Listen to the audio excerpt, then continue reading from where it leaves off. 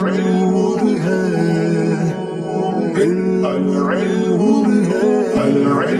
اللہ الرحمن الرحیم۔ کل کے حاشیے میں یعنی حاشیے نمبر صفحہ نمبر 221 کے حاشیے میں اعلیٰ حضرت رضی اللہ تعالی عنہ نے یہ ارشاد فرمایا تھا کہ ہم عنقریب اپنے زمانے میں پائے جانے والے ایسے گمراہ کن نظریات کے حامل فرقوں کے چہروں سے نقاب اٹھائیں گے۔ تو آج کی بحث میں ان فرقوں کا بیان انہوں نے شروع کیا ہے۔ اس میں سب سے پہلے نمبر پر ایک فرقہ ہے نیچری۔ تو فرماتے ہیں فمنہم نیاشرہ اتباع سید احمد الکولی نسبۃ الی کول بکافر مضمومۃ وواو غیر مشبعہ قریۃ من قری الہند یقال لها علی گڑھ ایضا۔ اس میں سے ایک فرقہ ہے نیچری فرقہ۔ یہ سید احمد علی گڑھی کے متبعین کا فرقہ ہے۔ کہتے ہیں کہ کولی یہ کول کی طرف منسوب ہے، اس میں کاف مضموم ہے اور واو مد کی طرف کھینچا ہوا ہے، یعنی حرکت کو اتنا کھینچنا کہ مد کا گمان ہو، مد تک وہ پہنچ جائے۔ کولی یہ ہندوستان کا ایک گاؤں ہے جسے علی گڑھ کہا جاتا ہے۔ علیہ ما علیہ ان کا کیا نظریہ ہے، اس کا ذکر انہوں نے فَإِنَّهُمْ يُنْكِرُونَ أَكْثَرَ ضروریات الدین، دوسرا پیراگراف، اس لیے کہ وہ اکثر ضروریات دین کا انکار کرتے ہیں۔ اس کے بعد اس سے پہلے بریکٹ میں ایک تفسیری عبارت لکھی ہے کہ سید احمد یہ اس کا ایک پورا نام ہے، سید اس کے نام کا ایک جز ہے، اور جب یہ پورا نام ہے تو اس پر السید یعنی سید پہ الف لام داخل کرنا یہ کسی بھی طرح درست نہیں ہوگا، نہ عربی کے اعتبار سے درست ہوگا اور نہ شریعت ہی ایسے کسی لفظ کے استعمال کی اجازت دیتی ہے جو ایسے کسی شخص کے لیے استعمال کیا جائے۔ تو اس حوالے سے ایک مختصر سی بحث کرتے ہیں وَإِدْخَالُ لَامِ التَّعْرِيفِ عَلَى لَفْظِ سَيِّد هَاهُنَا لَا يَجُوزُ عَرَبِيَّةً وَلَا يَحِلُّ شَرْعِيَّةً، کہ سید لفظ سید پر الف لام تعریف کا داخل کرنا یہاں نہ عربی کے اعتبار سے جائز ہے اور نہ ہی شریعت کے اعتبار سے حلال ہے، کیونکہ یہ اس کے علم مرکب کا ایک جز ہے۔ سید احمد ایک دو لفظوں سے مرکب ایک علم ہے اور اس کا ایک جز ہے، لہٰذا اس ایک جز پر جب یہ علم ہونے کی حیثیت سے علم کا جز ہے تو اس پر الف لام یوں بھی داخل نہیں ہو سکتا، اور شریعت کے اعتبار سے بھی السید نہیں کہا جا سکتا، کیونکہ اللہ کے رسول صلی اللہ علیہ وسلم نے کسی منافق کو سید کہنے سے سختی سے منع فرمایا ہے، اور اگر کوئی اپنے گمان میں کسی منافق کو سید کہتا ہے اس کا مطلب یہ ہوا کہ وہ اپنے رب کو ناراض کرتا ہے۔ وہ مثل هذه العلام، اور اس جیسے نام لا تدخل علیہ اللام، اس پر لام داخل نہیں ہوتا۔ وہ مثل هذه العلام لا تدخل علیہ اللام، یہ ایک عبارت کا حسن ہے جو یہاں نظر آتا ہے۔ وَإِذَا دَخَلْتَ فَقَدْ أَخْرَجْتَهُ عَنْ جُزْئِيَّةِ الْعَلَمْ إِلَى وَصْفِ الْوَصْفِيَّانِ، اور اگر آپ داخل کر دیں تو گویا کہ آپ نے اسے علم کے دائرے سے نکال کر وصف کے دائرے میں کھڑا کر دیا۔ فَكُنْتَ تَصِفُ الْكَافِرُ بِالسِّيَادَةِ،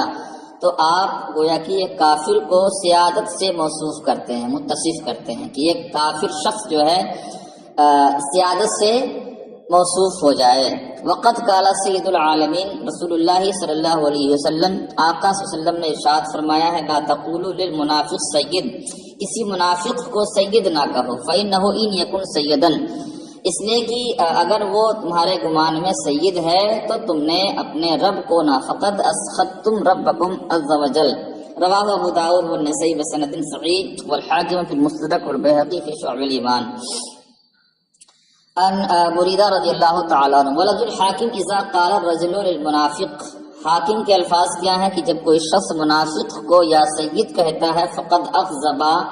یا کسی شخص نے منافق کو یا سید کہا فقد اغضبا ربہ عز وجل، تو اس نے اپنے رب عز وجل کو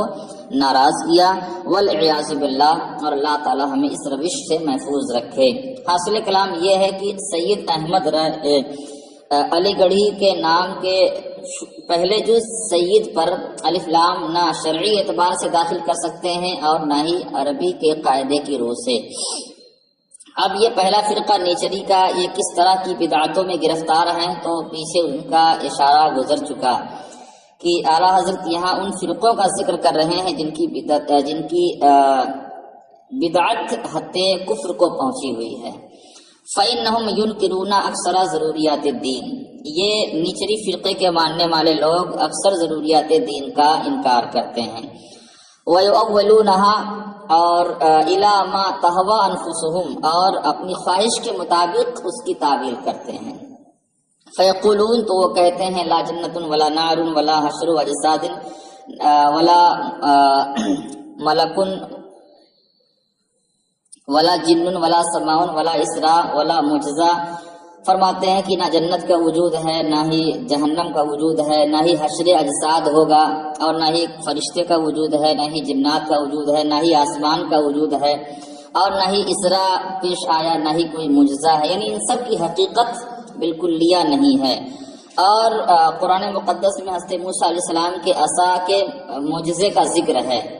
عصا کے معجزے کا ذکر ہے کہ فرعون کے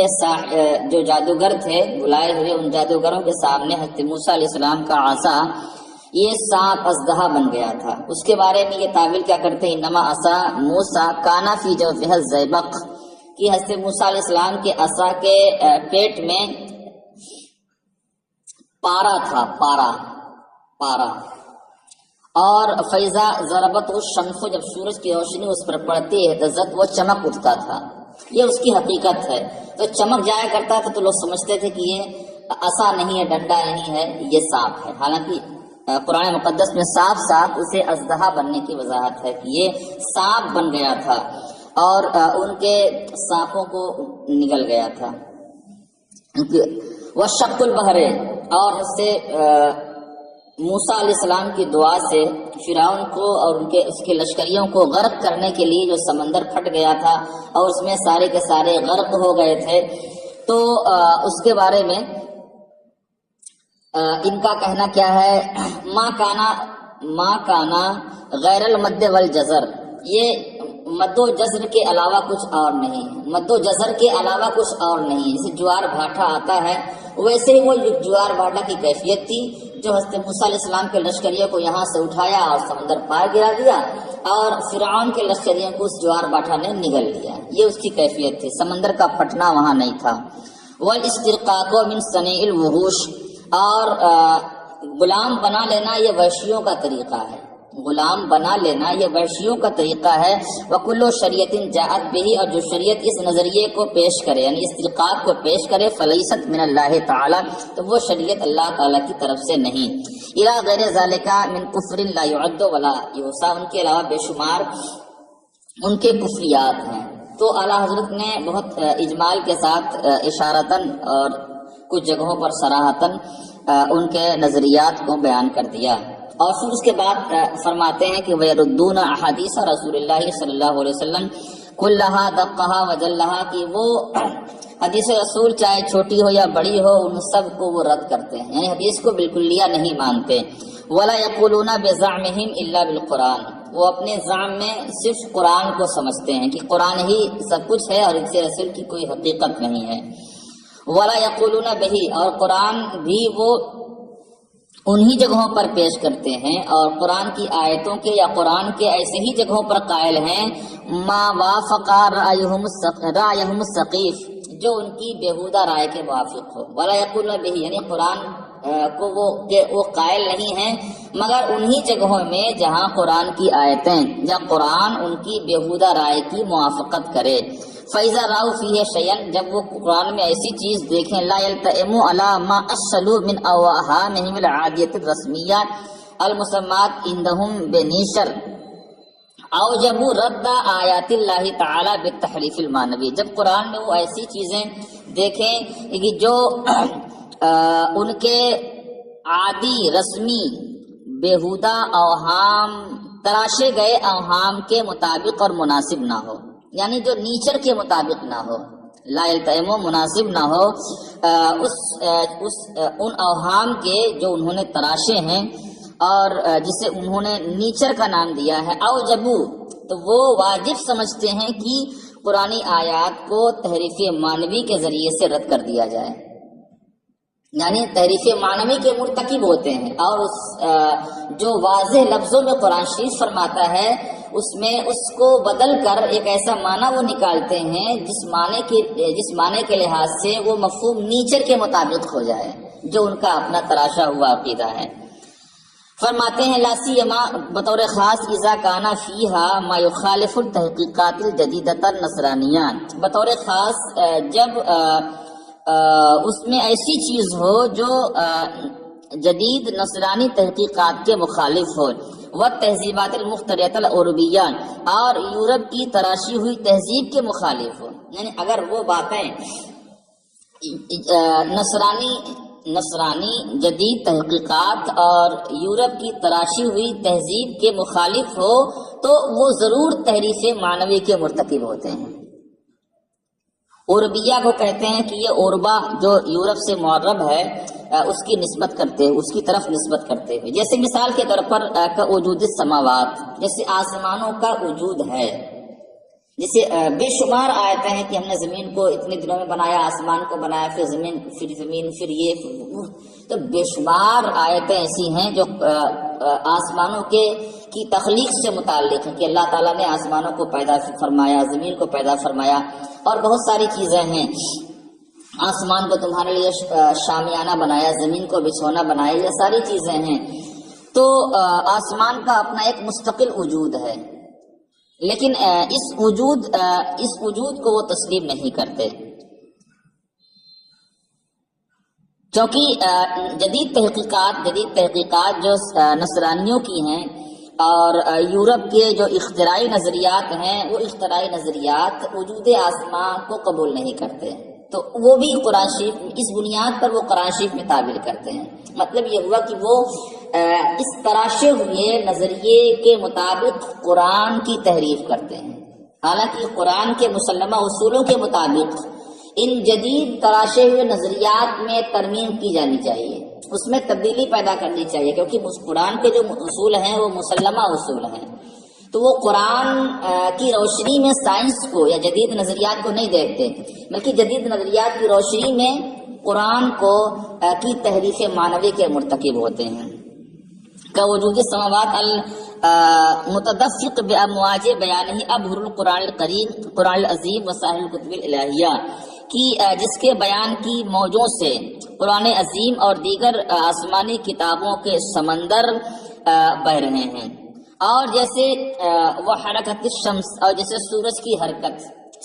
حرکت کی سورج حرکت میں ہے، المنصوص علیہ، جس پر صاف طور پر قرآن عظیم کی اس آیت کریمہ کی نص ہے، والشمس تجری کا لفظ استعمال ہوا ہے، اس سے تجری سے سورج کا حرکت میں رہنا، سورج کی حرکت کا علم ہوتا ہے، اور سورج چلتا ہے اپنے ٹھکانے کے لیے، اور اللہ تعالیٰ کا یہ قول ہے والشمس والقمر بحسبان، اور چاند اور سورج ایک اندازے سے ہیں، الی غیر ذالک حتی احلت دجاجۃ المنخنقہ، یہاں تک کہ انہوں نے گلا گھونٹ کر مری ہوئی بکری کو حلال سمجھا، وجعل البول قائما والصلاۃ فی الخفاف النصرانیۃ متنجسہ من السنہ، اور کھڑے ہو کر پیشاب کرنے اور نجس نصرانی جوتے میں نماز پڑھنے کو سنت قرار دیا۔ کلو ذالک حبا للنصارى، یہ سارے نظریات ان کے نصارہ کی محبت میں، ومناواتا للہ تعالی ورسولہ جل وعلا، اور اللہ رسول جل وعلا وصلی اللہ علیہ وسلم کی سے مقابلہ کرنے کے لیے۔ تو یہ نیچری فرقے کے نظریات، ان کی عادتیں، ان کی رسمیں، اور کس بنیاد پر انہوں نے یہ سب کچھ کیا ہے، یہ پوری وضاحت ہے۔ تو اکثر ضروریات دین کے منکر ہیں اور احادیث رسول کے منکر ہیں، بلکہ قرآن میں تحریف معنوی کے مرتکب ہیں، اور یہ سب کچھ ایسی گمراہی نہیں ہے کہ جسے محض بدعات کے خانے میں رکھ دیا جائے اور فقط اسے گمراہ سمجھا جائے، بلکہ یہ بدعت ایسی ہے جو حد کفر کو لے جاتی ہے، لہذا ان کا حکم ذمیوں کا حکم نہیں ہوگا، بلکہ ان کا حکم مرتدین کا حکم ہوگا، یعنی کفار سے، عام کفار سے بھی ان کا حکم سخت ہوگا۔